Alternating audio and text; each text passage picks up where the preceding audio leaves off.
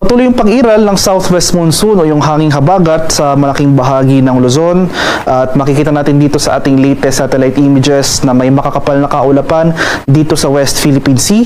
Inaasahan natin na itong mga kaulapan na associated sa habagat magdudulot ng monsoon rains. Ito yung mga tuloy-tuloy na pag-ulan buong araw dito sa kanlurang bahagi ng northern and central Luzon. Samantala, itong kanlurang bahagi naman ng Southern Luzon, including Metro Manila, makakaranas ng maulap na kalangitan at mga kalat-kalat na pag-ulan, pagkulog at pagkilat. Dala rin yan ng habagat ngayong araw.